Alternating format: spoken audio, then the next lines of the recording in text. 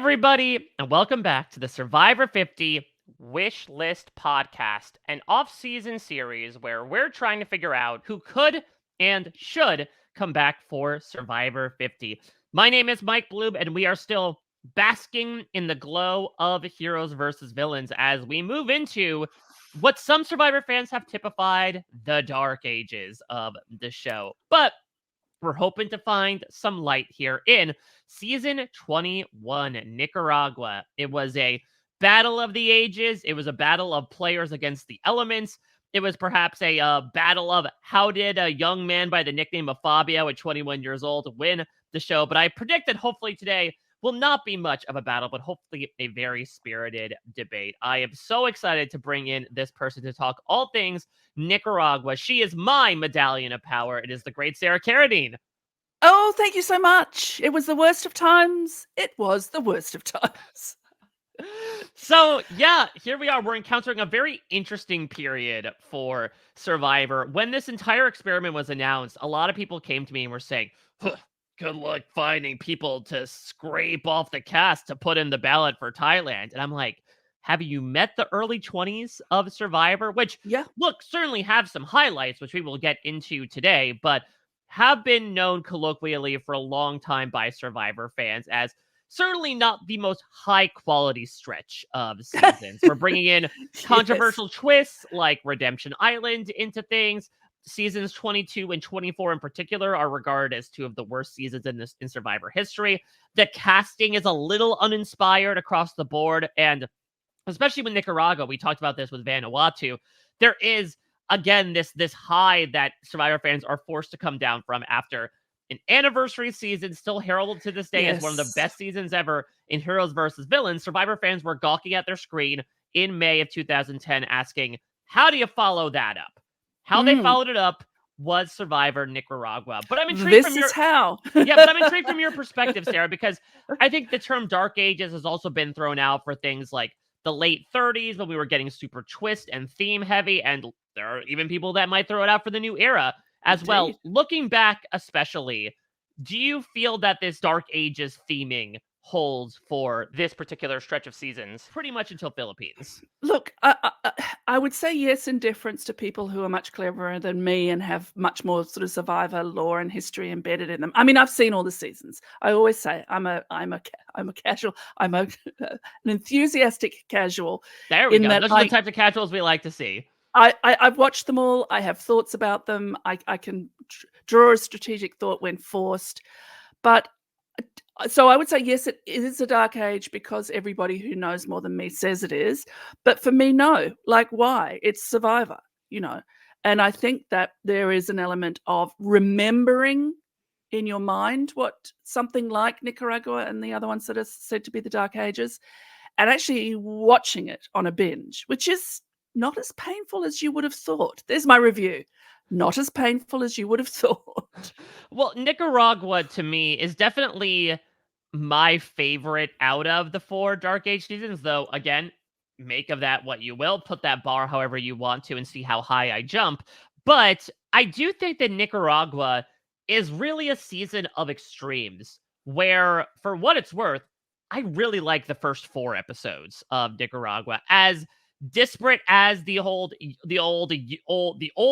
versus young theming was, and the odd casting, like, Sarah, I am 34 years old as the crow flies. I would not be on this season because unlike a Millennials versus Gen X or a Panama, they just said, okay, everyone 30 and younger is on one tribe and everyone 40 and older is on the other tribe. Much like casting for Survivor proper, they have largely ignored the 30s. But I think that the first 4 episodes they were a lot of fun. I think we get sort of a fun first boot flame out in the form of Wendy Joe. We have a pretty invigorating second episode, which is one of my favorite episode 2s of Survivor in general, where you get this division within the younger tribe, and we get our first instance of Chase, flip-flopping between alliances and the downfall of Shannon. Then we have Jimmy Johnson, who is one of the biggest faces in the season, if not in Survivor history, kind of falling on his sword, realizing that the game he's been watching for so long is one he'd rather watch from the sidelines.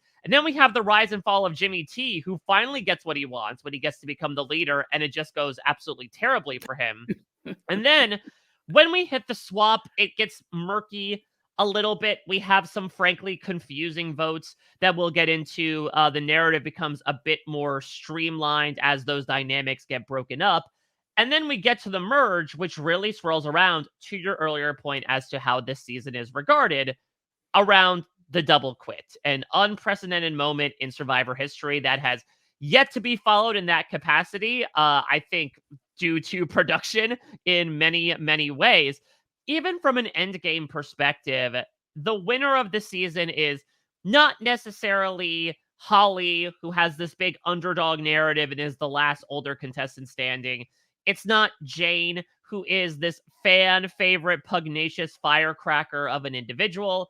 It's not Sash, who was the biggest wheeler and dealer of the season, and if you could believe it, the biggest bachelor in New York City at the time. I believe it. It's not he Chase, true. who was maybe the biggest player in that, how much of a pivotal swing he was at essentially every vote that he participated in. It ends up being this long-haired, very pleasant, but at least coming across in the moment as definitely in over his head, his beautiful blonde head, man by the nickname of Fabio, who was losing his socks and losing his marbles at the same time. He wins in this 5-4 vote, and I think it left people a little confused, a little unsatisfied in the moment. Is a little comparable to Bob winning Gabon in that he had to win out. He won the last 3 immunity challenges. But we talked about this during the Gabon podcast. If you look back upon Fabio's win as sort of a representative of Nicaragua in general, he's messy. It's a little confusing. It's very funny. And overall, it kind of leaves you saying, there's something there, but it's not all the way there. I mean, it just makes you wonder what we were shown, because watching it again, I was surprised again, as I was last time I rewatched it, that he articulates his game right from the start. Yeah. Right from the start. He says exactly how he's going to play, and that's how he plays, and he wins. So I think that he is underrated, not underranked as a winner. I'm not here to argue for his ranking over anybody else, but I do think underrated. If you take simply because, and we don't know when the confessionals were filmed, but they were certainly filmed on the island, and it's more than once, that he completely articulates the game that he then goes and plays. All right, well, let's stay on the man that met the legend, shall we? Should we start cracking into these players? Because let's start with Fabio here. I am beautiful. Look how beautiful. Right? Just like an incredibly gorgeous man. And yeah, to your point, I mean, we talk all the time in Survivor about utilizing how you're perceived and turning that into a weapon. And nowhere is that more clear than this guy, whose name is Judd, as Dayanka will let us know, steps onto the beach. Everyone's nicknaming him Fabio. And he's like, all right, sure, I'm Fabio. And this is a guy that saw, I think, the power that existed in that nickname in the perception of, okay, I'm just the dumb surfer bro model type from California. Everyone's going to underestimate me, and they should. And he ended up turning that into $1 million, to your point. Yeah. I think Fabio is incredibly capable when it comes to making reads and determining how, his own self-value in the game is reflected on that. I think it's true. And I think he also read his fellow competitors quite well. When we see him getting frustrated, it will be at moves or things that people are doing that he thinks are not clever. But because he is seen as not clever, it's passed over by his fellow contestants to their ultimate not gain, whatever the opposite of that is, loss, I think. I mean, even the fact that he says, I'm only giving a certain percent, and now, I'm going to turn on the afterburners. And when people say that, you go, oh, sure. And then when you see it happen, as we did in a recent Australian season where someone said, yeah, I was doing 60%. You go, yeah, sure you were. I'm going to turn it on now. And they do. And you go, oh, yes, you actually were, because now I see. And he wins out on the last 3. And then people try and use that against him. Well, you only won the last 3. It's like, yes. That was my strategy. It got me to the end, and it got me the $1 million. And I think in a season with such a, look, all themes are what have you. But I think Old versus Young was just really stupid. The only good thing about it was them arriving in mixed groups and Marty Yes, being so happy with, being with the young chicks. And then it was and like, Chase being oh, I'm so old. happy to be with Jimmy Johnson, and then only for them Yeah. to be divided and never meet again. Yes, it's so good. But it makes sense that either an older person wins or that the youngest of the young win. And he is still, I believe, the youngest winner, not the I youngest believe if we're going play. with, like, a number of days, yeah, Mhm. I'm pretty sure that from, like, the amount of time he had been on this planet from when Jeff declared he was a $1,000,000 victor, I believe it's still Fabio. Okay. All right. Well, let's not give millions of dollars to 20-year-olds, but No, well, that's a really interesting thing because on the one hand, it kind of has become a running joke, and I don't know the extent of which this happened. I don't know if there's like news headlines that I'm missing out on, but I believe it is commonly held that Fabio pretty much blew that million. He did yeah. what Tyson promised he would do back in like season 18, season 20 of just immediately go through the money. Again, he was 21 at the time and he had $1,000,000 in his hands. Of course, it was going to become like as liquid as the Atlantic Ocean around him.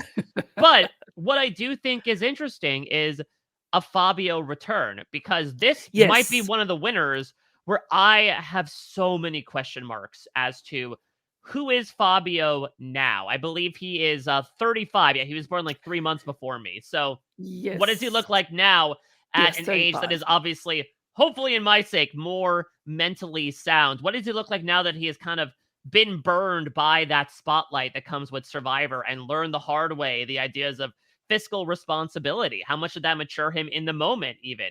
Is he going to approach the game differently? Yes, he's definitely would still be one of the youngest people we put on the ballot here, but if he's playing against people that are still in their late 20s, could he still hold a candle to them and still be that challenge beast that he had to be towards the end? Would he have to change his game because now people sort of know that he is more capable than they may think, that there is a bit of a brain behind the blonde? I think there's a lot of really interesting questions there at the possibility of a Fabio return. I mean, he's definitely on my list and would be the first I would say, let's get him on the 3 for all sorts of reasons. And one of which is that would he have to change his game? Mm, Because he was underestimated on his season. He has been consistently ranked extremely low of all the winners. He comes in with that. I mean, if you have super fans in 50, they may have, wild theories, or someone might think he's better than he is remembered, like I do. But he may be able to turn that still to his advantage. He's 35. If he looks like a 35-year-old version of that, which he may well do, I don't know what he looks like now. I did not stalk him on the internet. I'm not that girly.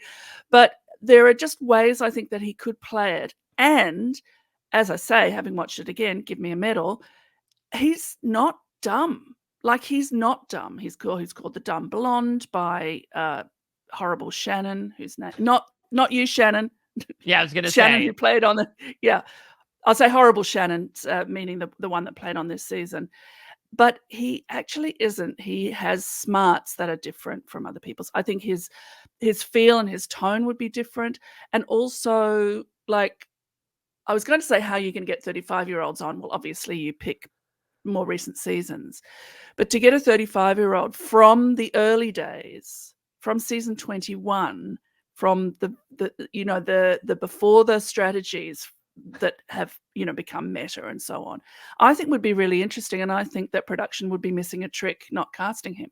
Yeah, I was a little sad that he wasn't brought out for Winners at War for that reason of just exploring the potential that he could bring to a second time out. So I feel like we should grant ourselves that potential and put him on the ballot. Hey, I'm not sure if he'd get voted through, but he is one of these winners that we did not see on 40 that I would just be really intrigued for a Fabio check-in here.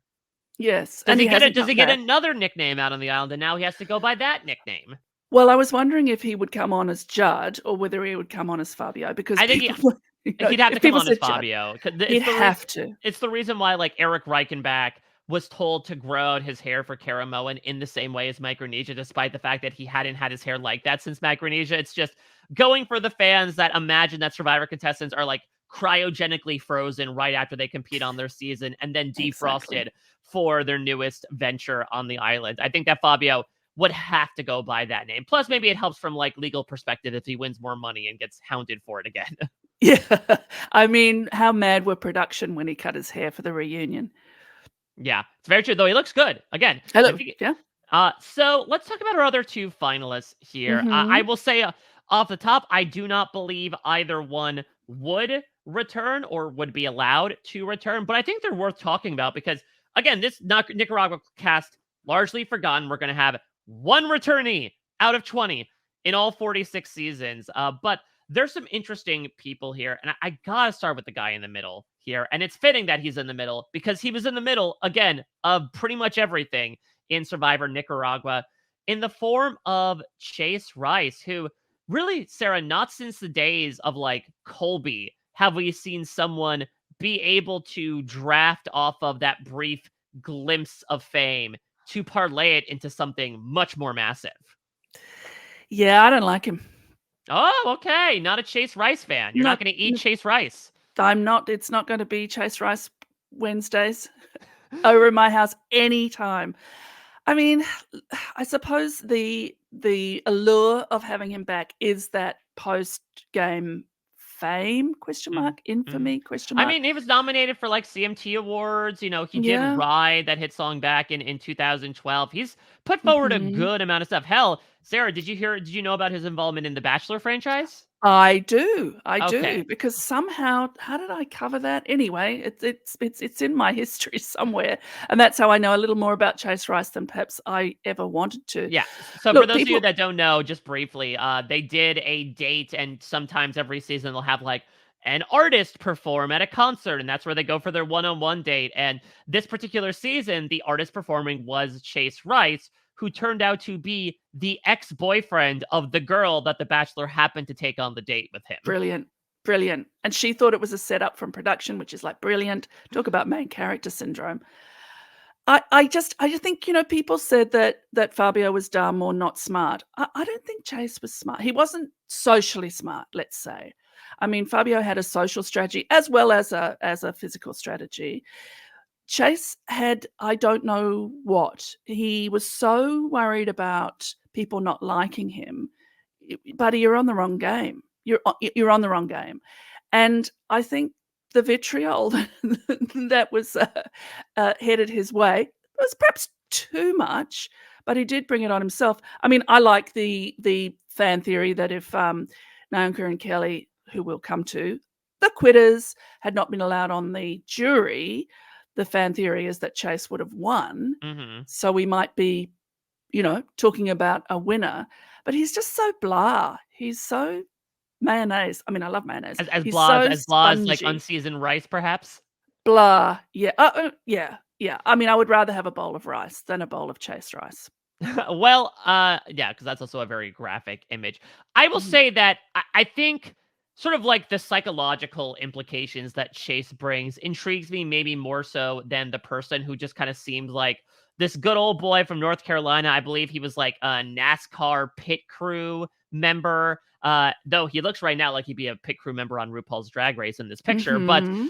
I think that he brought about some of these qualities that I have lauded in players like Ian, in Dreams, in Rafe, a little bit of like the difficulty that comes in playing a game like Survivor, especially from Chase's perspective, someone that did not necessarily know the show when he was brought on and was brought into Shannon's alliance immediately, but is like, oh, but I really like Brenda. Do we really have to get rid of Brenda? I like Brenda. I think I'm going to work with Brenda now. Sorry, Shannon. And just to see how he was able to both turn on and off switches like alliances, but then also simultaneously still kind of have like one foot back in that dark room of like, but I feel bad doing it. It's something that I would imagine maddened a lot of people. Hence, yes, he lost in a close vote, but still lost at the end of the day because of that wishy-washiness. Should be noted, he got nominated for a CMT Music Award, and he got nominated for Dumb as a Bag of Hammer Award as well by Marty in the final three. I think Marty called him the worst Survivor player ever. So I think someone like Chase to me would have returnee appeal as he was one vote away from winning. The unfinished business. Is there stuff? Could he dirty up his game in a way besides that wishy-washy-ness? But Chase has made it very clear with his burgeoning music career that this is something he doesn't necessarily want to do. In fact, he wrote an article that was sort of like a letter to a kid version of himself. And he gets into Survivor for a brief portion of it. He says, as soon as you get to Nicaragua for the show, literally as soon as the show begins filming, ... you'll hate it. You'll love the adventure of it, Oh, but everything else, the manipulation and the sneakiness and all the behind people's back stuff, nah, you didn't grow up that way. And looking back on it now, you'll be one of the worst Survivor players in history, or at least you think so, but you'll get real lucky and somehow get second, or more to the point, you'll get $100,000. And that then parlays into him using that money to move to Nashville and start a career. So, yeah, suffice it to say, I think Chase is looking back on that experience as like something that was some nice seed money to start his career, but not necessarily something he's looking back for the future. sure. I mean, my hackles go up and say, "Oh, sneaky, backstabbing." It's like, what you're talking about? The game, like the actual game, the playing of the game. That and my other pet peeve is other people aren't playing, Mm, which is mhm. not something that he said. Look, I'm sorry that he didn't enjoy it. I obviously my objection to him is the character as shown to me on a televised and edited, you know, show. It's not the him that he is. I just feel that, yeah, as I say, spongy and uninteresting, whereas I find Fabio more interesting than him, as I have made clear. But if he won't come back, then he won't come back. Well, let's ready, set, roll on to our next Ah, finalist here. That's one of Chase yes. Rice's many hit songs. I mean, you talk about someone who is maybe more opposed to the backstabby qualities of Survivor. Hello, Matthew Sash Lenahan. So Sash was again this big broker. He was someone that was getting in good with everybody, but also found himself at several juncture points, kind of personified as one of the most strategic players of the season. Throughout the pre-merge, he's running things assumingly right alongside Brenda as kind of number 1 and 2 on the floor. But he's also a bit of the mouthpiece of the alliance. He's the one that's able to get Marty to give him the idol in exchange for keeping Marty safe, something that Sash will hang on to until he uses it at the final 6. Then he starts to utilize that power to take out some of those that are closest to him, particularly Brenda. He gets brought in and is more than happy to get rid of his number 1 ally way before Survivor 46 was making it cool. Then, when he loses Purple Kelly and Nayanka, both tight allies of his, Sash is a little bit under the collar here. There's a little bit of heat on him because he's now trying to turn on Chase, where he's debating, okay, do I go with this guy's alliance now and break up everything that's going on? He ends up not doing so, but now players are really looking at him as shady, as sneaky, as the guy that will smile to your face, but absolutely eviscerate you behind your back. And that goes on to reflect in Final Tribal Council, where it really does not seem that anybody, including his former BFF in Brenda, give him any time of day. At that point, I think the ship had sailed on Sash, and so he did not win a sash nor a crown from his time on Survivor Nicaragua. Nor a vote. Nary a vote. I think it would be very hard to argue that production is going to bring back a 0 vote finalist. I don't know, I've just decided that. That's not something I thought before. You'd be better to come 4th if you want to come back in 50 than to be a 0 vote finalist. Look, I think Sash's strategic game is not bad. I'm a fan of the turning on people when you need to.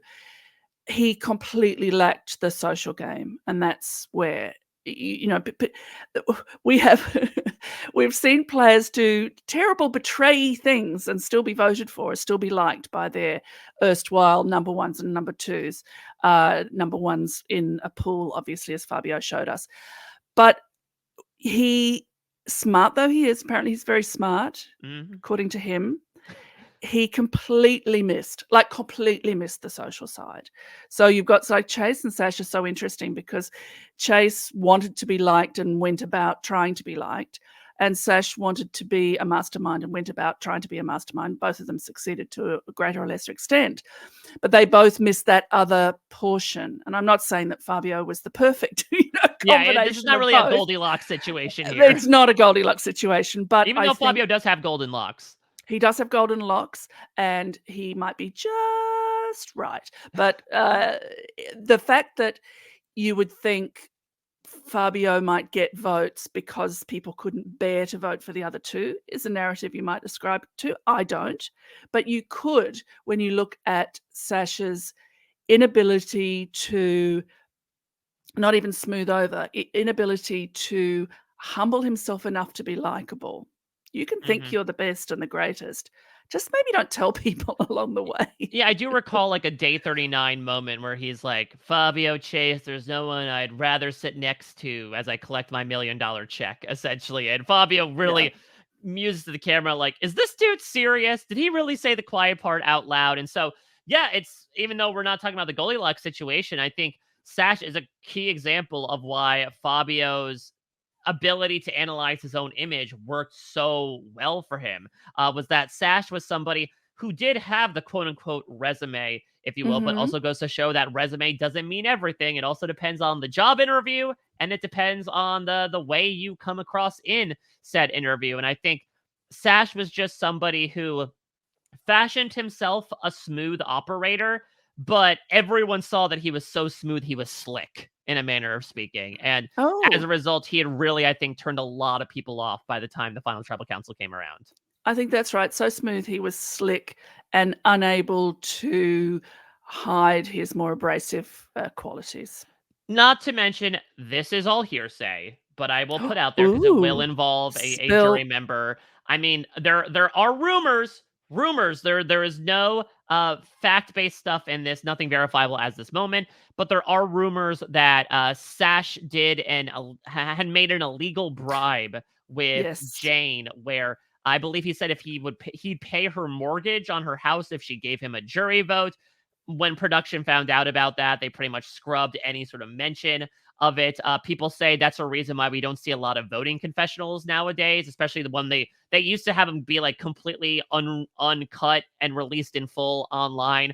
We don't get that anymore because if there are things that were done on the show that we did not see, that's where that kind of stuff could come out. So yeah, Sash also may not be, much like he was not well regarded with the jurors, he may not be well regarded with Survivor, the show itself, even if he wanted to come back. I mean, it's there's a little tiny element of me that thinks, oh, I wouldn't mind seeing Sash play again, which isn't there for Chase. But I don't want him. I don't want to give him one of my precious 3 nominations, and nor do I think the community particularly wants to see him back, if I may speak for the entire community. All right, well, we got a couple more to give out, and I think we can look upon maybe some more favorable possibilities here. Look at these 9 individuals. We have an order of elimination. We have Alina, the 100% grade A dirt squirrel. We have Marty Piombo, former chess champion, or so he wants you to think. We have the Black Mamba herself, and the only returnee from the season in Brenda. We have our 2 quitters in Nayanka and Purple Kelly. We have Benry Henry, which is still one of my favorite names in Survivor history. We have the aforementioned fan favorite of the season in Jane Bright. We have the late Dan Lembo. And we have the person I want to start with here in Holly Hoffman, because we're going to hit this period of season, Sarah, where we kind of encounter the same beats of here is the older woman brought onto Survivor, emotionally crumbles within the first couple of days, has a hashtag Survivor breakdown, but then recovers and becomes a pivotal player in the season. Perhaps it faces its most extreme case in the form of Holly, whose emotional breakdown also involved destruction of material possessions in the form of Dan's shoes. But Holly was having a tough time. Ironically enough, she was going to be the very first person who wanted to quit in this season, which was full of that type of attitude. But Jimmy Johnson talks some sense into her before he himself decides to leave the game. And I'm very glad that he did so, because once Holly put her mind to Survivor, she was able to really blaze a trail, or swim a trail, I guess, considering that she was a swim teacher at the time. And it should be noted, Holly was in talks to come back in the seasons after her first appearance. Apparently, she was on the short list for Caramoan. I believe conventional Yes, wisdom is that I they noted might have that. picked Dawn over her for Yes. Caramoan. Allegedly, she was asked to play Blood versus Water with her daughter, but her daughter's wedding was occurring that year, so she opted not to do it. Sarah, give me your thoughts on Holly. Well, I'd say, Holly, get your priorities right. Survivor over a wedding. Yeah, Holly's on my list. Kenzie did it. Why couldn't you, Holly? Why couldn't you? Look, I think she would be a terrific returnee. I loved finding out in my tiny bit of research that I did that she had been in talks. She's only 58 now. You know who else is a swim teacher? Janet Carbon. But Holly, sorry, you're going to say Katrina Radke, first boot from Survivor Triple H. Me. There we go. There we go. I think it's also intriguing that she was called Mama Holly, which just sets my teeth on edge. But I think she herself encouraged that. She played that. She certainly played it with Purple Kelly as she gave her motherly advice not to quit. It's like, Holly, let them quit. And much like a mother of a younger woman, was not listened to whatsoever. Was not listened to at all. I think if you talk about journey, for phase I absolutely don't like. Oh, we're hearing everything I don't like today. I like lots of things, everybody. And one of the things I like is Holly. She came from so far behind, and you would think a sort of pathetic breakdown, stealing shoes, can't do it, older woman. I mean, she was only 44 at the time. 44, but, yeah. Older woman. And that she came through to be the fourth place getter. And I would think seen as a threat, because otherwise, why wouldn't a strategic person like Sash have gone with her? Yeah. If he thought that she was so much softer than perhaps his two fellow finalists, he would have taken Holly. The fact that he didn't speaks highly for her. That, among other things, speaks very highly for her. And I think she would be great to have back. I think she would have a confidence right from the start that she obviously didn't have here. I think that she would want to come back, given what you've said. Although, Holly, she would. Wedding. She said on Talking with T-Bro that she would absolutely love to. Yeah. And so, I talk about those other seasons to also show that it's not like production necessarily lost her number either. Granted, that was now going on 20 seasons ago, but it is still something that they wanted to consider her because, I think especially in her career after the fact, she has written a book. She's now a motivational speaker as well. So there's also a little bit of that fun off-screen narrative too of bringing those aspects to the game and see how it would all look at 58. I think Holly would be a very fun person to have back. And look, Sarah and I talked about this beforehand. Nicaragua is definitely one of the seasons that's going to be more wish than real when it comes to putting people on this wish list. But let's then give ourselves what we want here, Let's bury any chances of Holly not returning, like alligator shoes at the bottom of the ocean in Nicaragua, and put Holly on the ballot. Yes, and if you tried that round my hood, you wouldn't live, something or other. Anyway, she lived, and she should be on the ballot.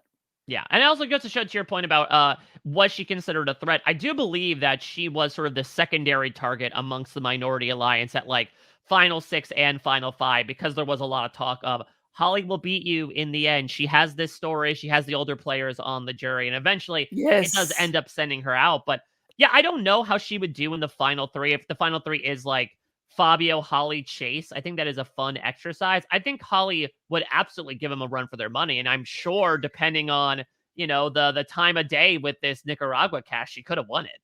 Well, time of day, it's true. They do change with the seasons, but she's the last older player and the last woman standing. And I think there would have been, there's a possibility that she could have won. And certainly more of a possibility than someone like Sash. All right, well, let's move on to her fellow highlight of the older players tribe.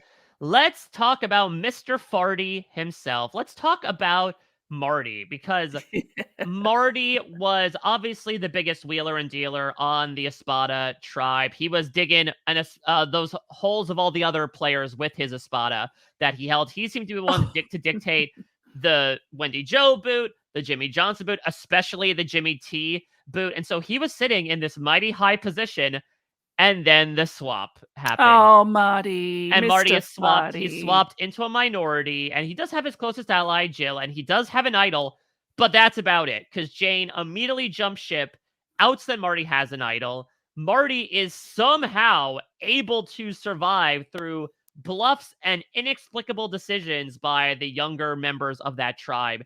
He makes it through to the merge where his neck is very much on the chopping block. He's still trying to make moves, but he doesn't last very long, going in 11th place. Marty has been somebody that people have been talking about wanting to see for a while, especially around, again, that Caramoan blood versus water session. I think now he is definitely more long in the tooth and probably more long in the hair and as spiky. He is 62 years old. I'm not excluding that to put him on the ballot, but I do think maybe his sweet spot from a realistic perspective of coming back would have been in those 5 or 6 seasons right after he played.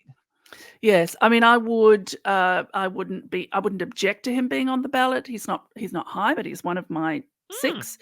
I think that, again, watching it, I don't know if you know, everybody, I watched it again. I was surprised at how early he went out. In my memory, he stays longer. So I think that he was very pivotal, integral, whatever you want to say, certainly for the pre-swap and Yeah. for the pre-merge. Once he gets to merge, I mean, he was scrambling in the post-swap, and now he's drowning, basically. I think that he failed to make connections later on, and he thought that he could get through by force of will, which he had done in the early going. So he didn't, unlike Holly, he didn't adapt his game as circumstances changed.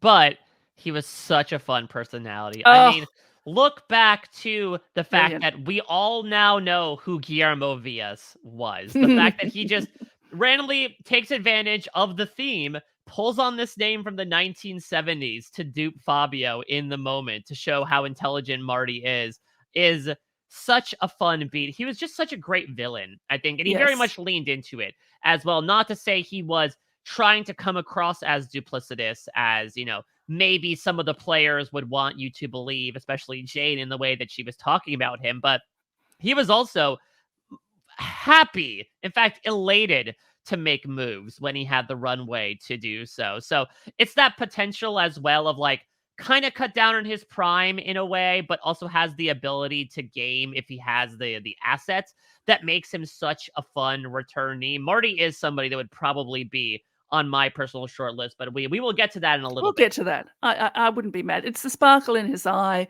and there's something about his relish with which he plays, and sort of openly making moves and being strategic in a way that perhaps Sash wasn't. All right, well, let's finish off, I would say, our the trio of older players that made up the jury. Again, Dan, may he rest in peace. Let's talk about Jane, because Jane is the Rupert of Survivor Nicaragua in many ways. First off, why are you bringing up my name, Mike? Cookie Monster making an appearance. I can only do him as Cookie Monster. I'm afraid. I mean, listen, tie-dye Cookie Monster is a good comparison for Rupert, but Jane is, someone who's incredibly skilled in the outdoors. She provides for a spotter early on, which puts her in a great position, but she also makes, much like Rupert did, some avowed enemies early on. Does not approve of that Mr. Farty in the form of Marty. Will play the game alongside him the entire time and will hate pretty much every minute of it, trying to throw him under the bus and get rid of him at any opportunity. But in the meantime, she then completely falls in with the younger crowd. You talk about Mama Holly, but Mama Jane was very prominent during the late pre-merge and early post-merge of this season. She makes this big bond with Chase as well. And then the worm turns at the final 6 when Fabio wins immunity and everyone's like, yeah, everyone kind of loves Jane. Should we get rid of Jade? And Jane pretty much prematurely smuffs her own torch by putting out the fire. Had that very fun moment of, I started this fire, I'm going to put it out. But I think that more so reflects, again, speaking to the Rupert aspect, that apparently the edit showed a much more palatable version of Jane than the version we got out there on the island. Hence why she won the Sprint fan favorite of the season. I don't think that stuff comes from nowhere. Smuffing the fire, calling people names. I mean, we love her sneaking off into the woods and making her own fish. That was Mhm. brilliant. Yeah, right But before the Chappie's Diner walked so that Jane could run here. yes? Or I guess In a the time opposite. machine? Yeah, Yes, in a time exactly. machine. I'm happy to have Jane in a time machine. Look, I'd love to see Jane back. She's 74, so she's not out of the running to play, I'm sure. She's fit. She lifts 80-pound dogs, she tells us on multiple occasions during the show. It's like, okay, Jane, calm down. I think if she came on again and we got what you are now saying is the real Jane, a little bit more unedited, I think that would be more acceptable now than it would have been at the time. So being the older woman being cast as the mother, I think that her way of playing was just, I am great, can't you see? And so she was affronted when people either did see it and voted her out or didn't see it and voted her out. I can see why the young people liked her. There's fantastic scenes of her saying, well, someone can get water if they want to, and them all lying around, all the young men lying around going, yeah, we'll get right on that. Which is the exact way to deal with someone like Jane, I think. Yes, I'll get straight on that.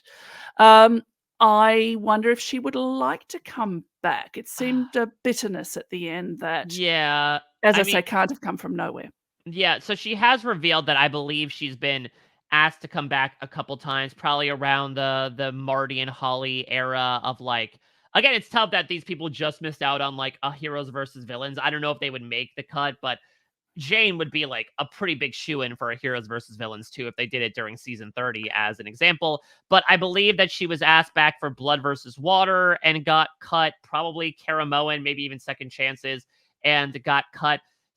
Jane is 70 now, so not, not the would actually probably be the oldest person that we would put on the ballot. When she was asked, I'm just reading a random article on WFMY News 2 from like 2017. When asked if she would play again, she said, "If they don't wait too long, you never know when your clock is going to quit ticking."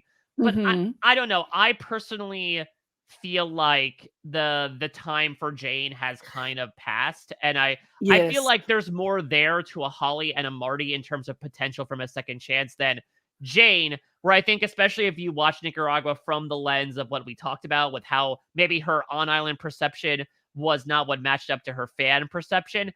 I think you got everything that you wanted to on top of her being allegedly involved in this, entire thing that might also remove her from consideration as well. If she was on a heroes versus villains, which tribe would she be on? I think she'd be a hero. I think that it doesn't matter the way that the players view her. Again, people did not like Rupert on the island, and Rupert was like the number one hero with a bullet on the heroes tribe. Yes. Yes. Yes.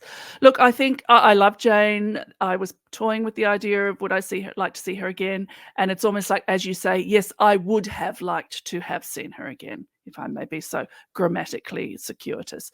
I think that it's not just being 70, it's just that, look, listen, no one from Nicaragua is coming back. But uh, if it was a Holly or a Jane, I think it's Holly by a mile. She had a broader change. She had I think, a more interesting, she had a more faceted character on the show, edited on the show. So, Jane, I love you. I loved you, but maybe not on the ballot this time.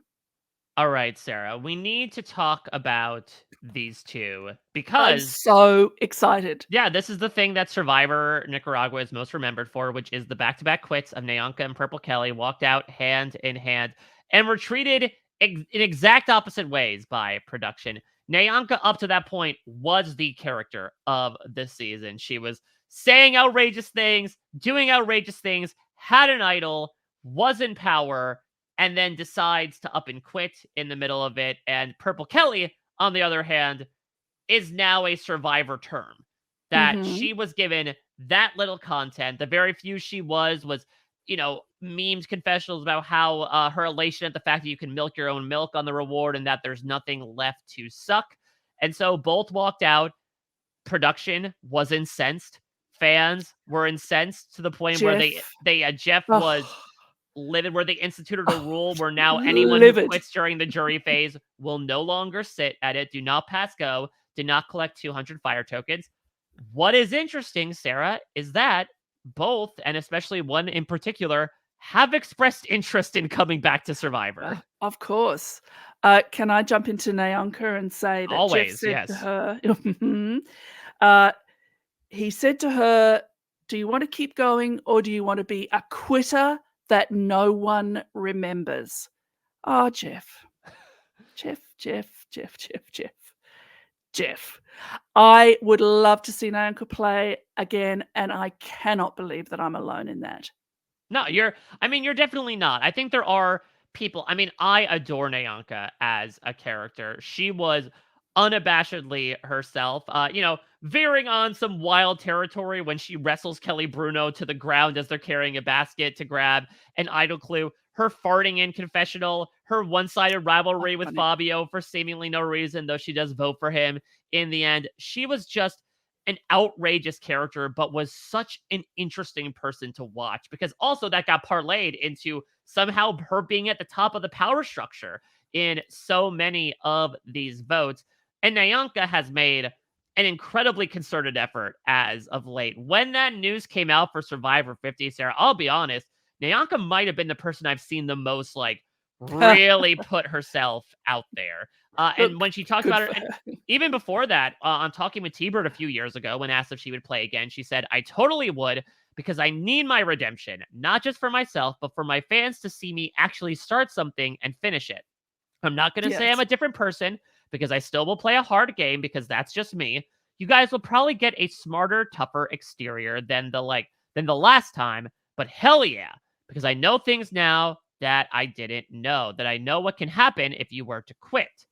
But they made it a rule. They called it the Nyanka rule. She's going on to the Jelinski logic of well, I'm a legend because they coined a rule after me from now on. So Nyanka really wants to do it and has shown as recently as a few months ago that she is up for it.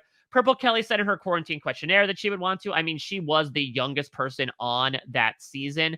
And so she was 20 years old.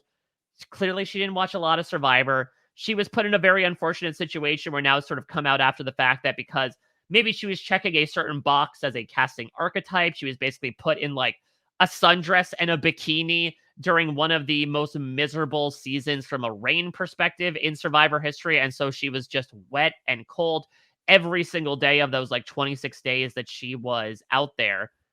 But this begs the question, Sarah. We just saw how Jeff Probst reacted to quitters in season 45, to the point where he has sort of come back around to the stance he gave to them and he gave to Austin back in season 7, where he said, if someone quits a tribal council, their torch will not be smuffed. Your wish will not be granted, Nyanka. We will just leave it on the side. That's what you deserve for what you do to this game, which again is broad brushing there.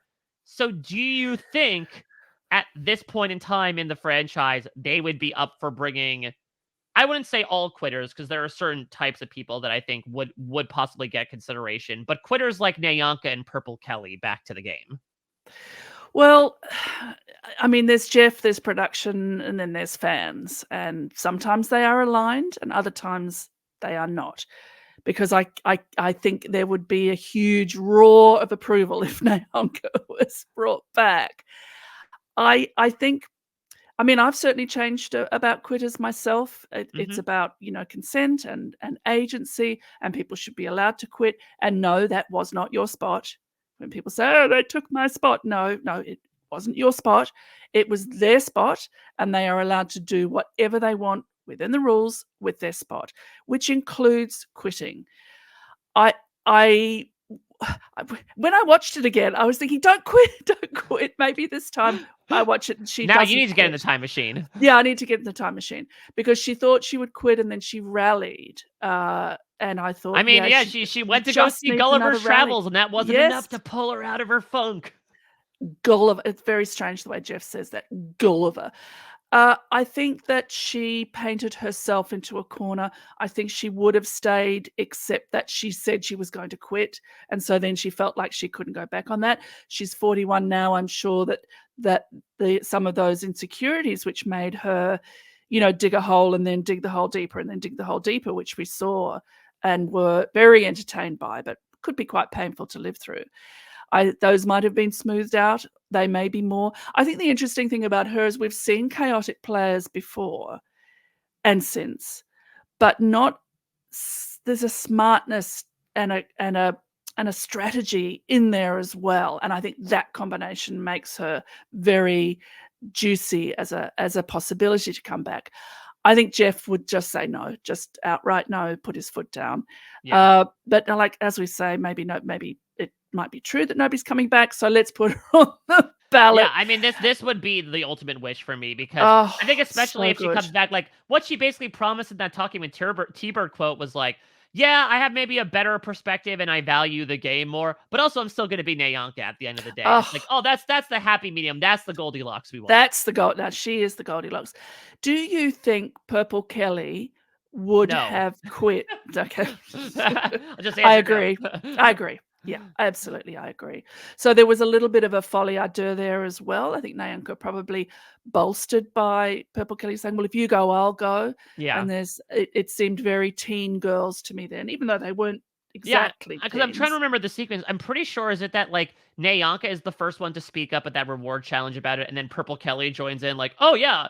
It's basically like saying, oh yeah, are you ordering Chinese food? Can I like Oh get a yeah, couple get a I'll couple get in cups of on that. chase rice in there to glom Yeah. off for my lunch? So yeah, and I think Nayanka, well, Purple Kelly, I do think there should be a little bit of justice for the story that unfortunately befell her out there. Nayanka has so much more of a story and so much Oh, more good TV yeah. than Purple Kelly.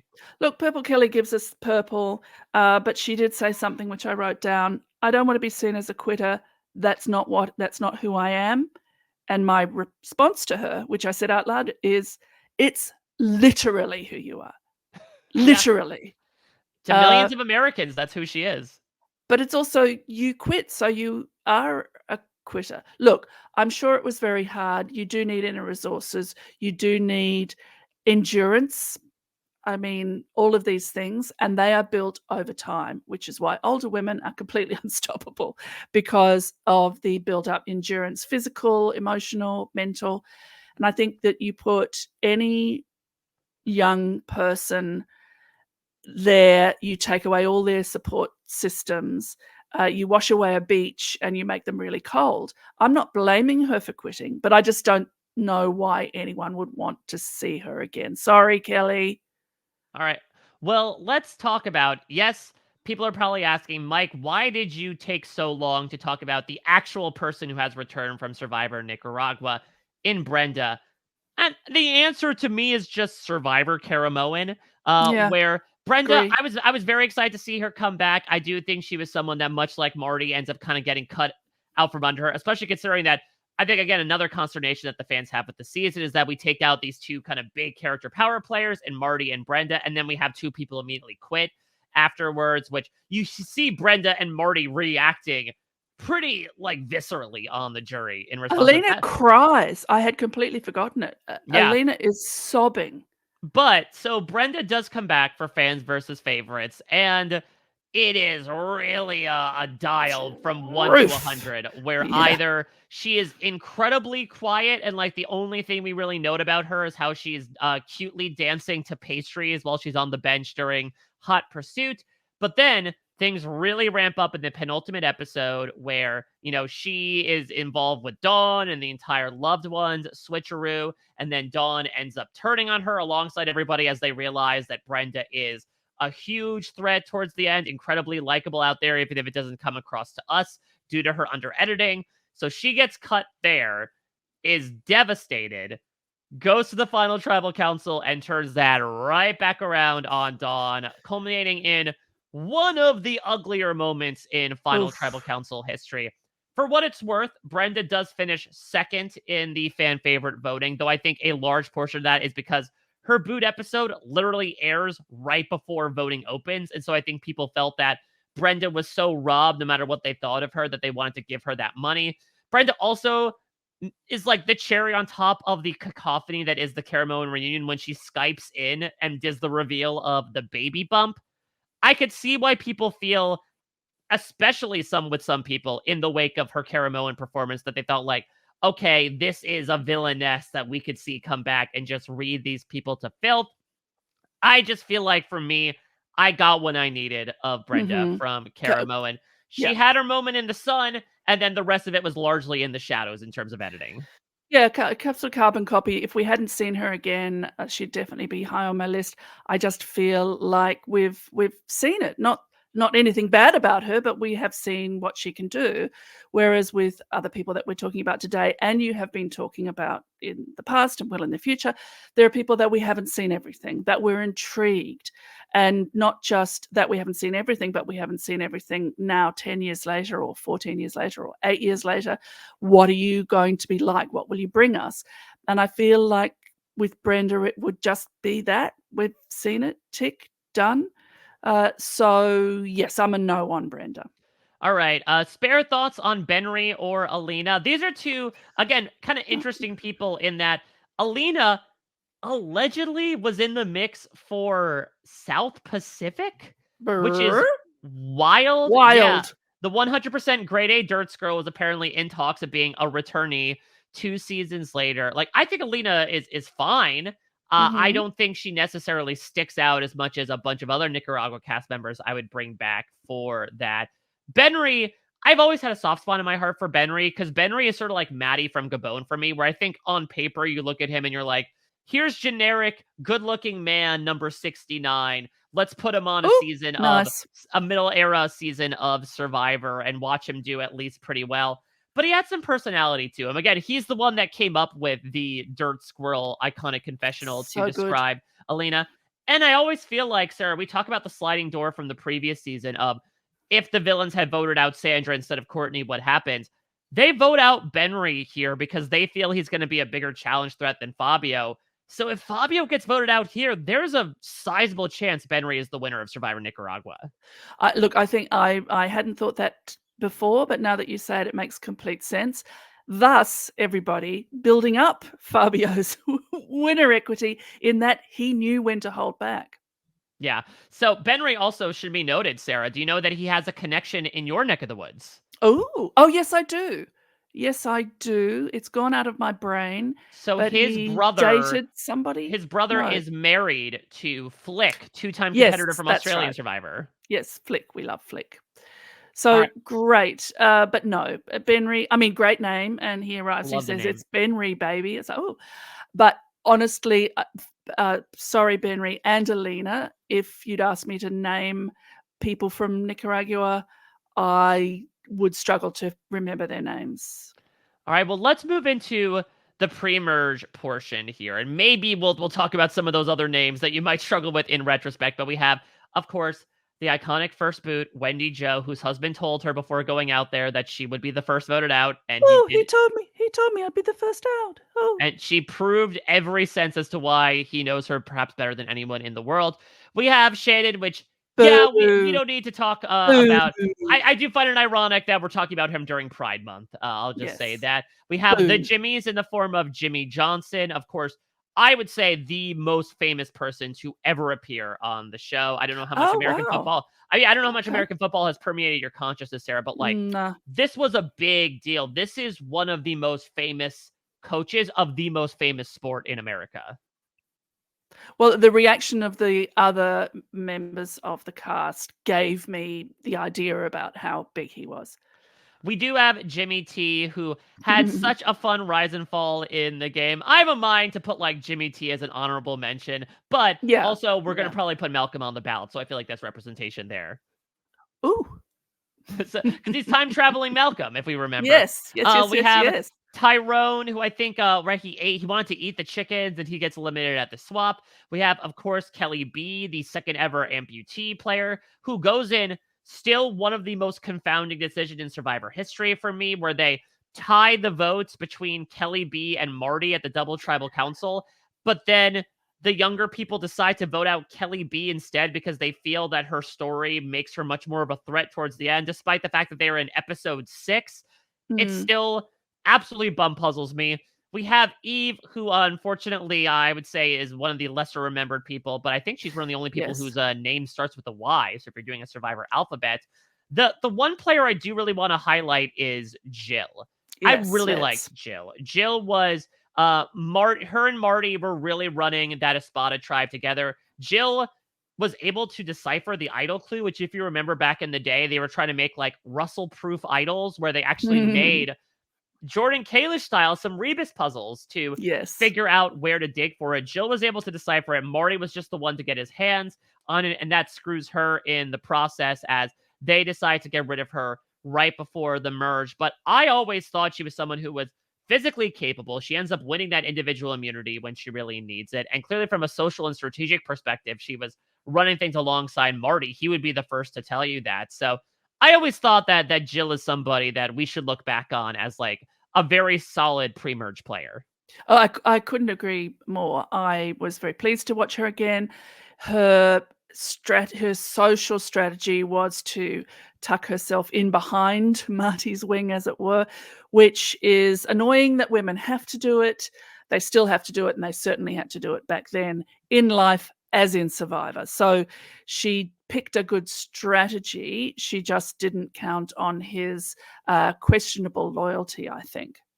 All right. Well, Sarah, we've done a Yes. lot of introducing this, but now it's time we finally put Oh, pen to paper here. As long as we're yes. not going to quit before we end up deciding this short list, we've got I'm to not a figure out. quitter. It's not who I am. There we go. We're going to figure out who's going to be on this list. Now, some names have been thrown out, and I think we're in a pretty good agreement about at least a few of them. Why don't you Mhm. start? Throw out a name that you want to put on the short list. Well, I think can we take Nyanka as written?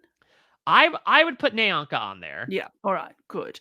In Let's that let's ca let's do something that is honestly one of the least likely people that would appear on season 50, but this is more so for the fan vote than anything. yes, of course.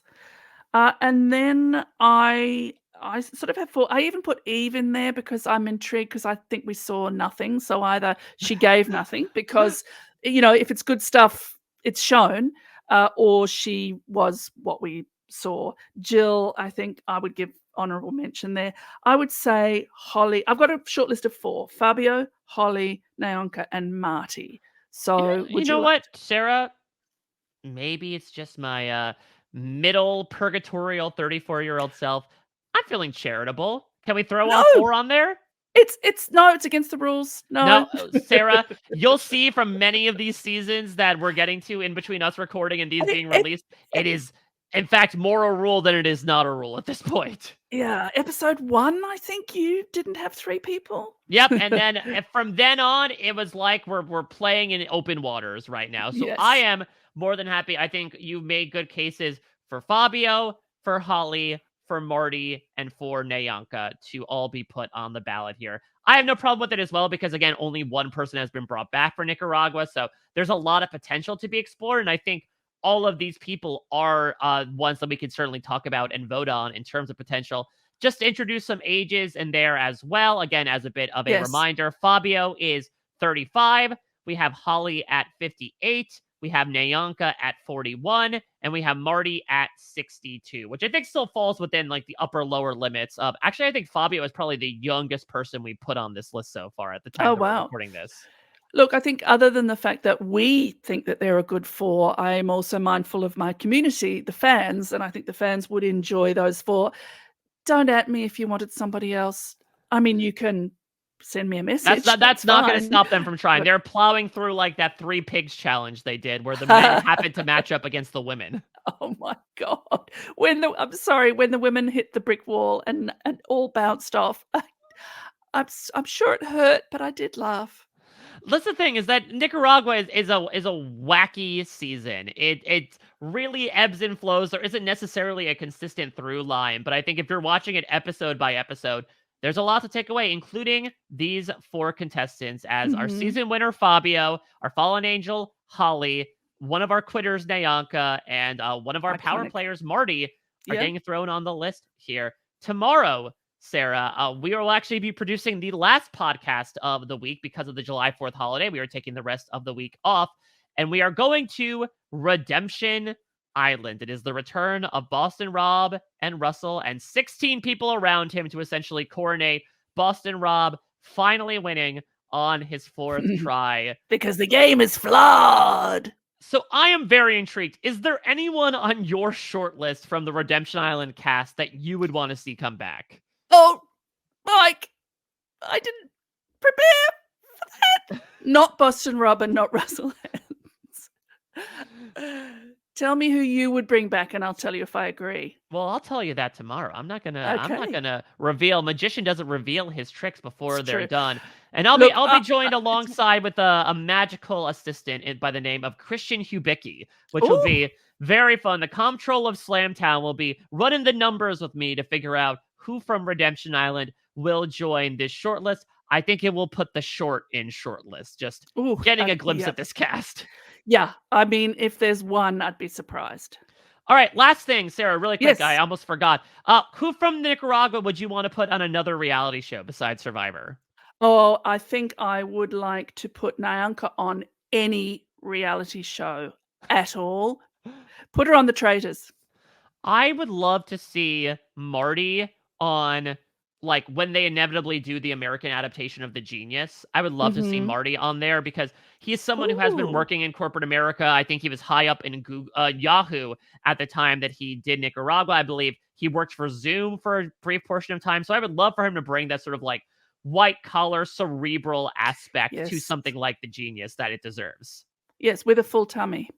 With a full tummy, hopefully. And then otherwise, put Benry on like buddy games. Just surround him with Boo. all his other Boring. portmanteau named people. I'm sure he has friends like, I don't know, like Mouth, Michael Ralph. Like, I'm sure that his friends are all people who mush their first and last names together, and that's how they nickname each other.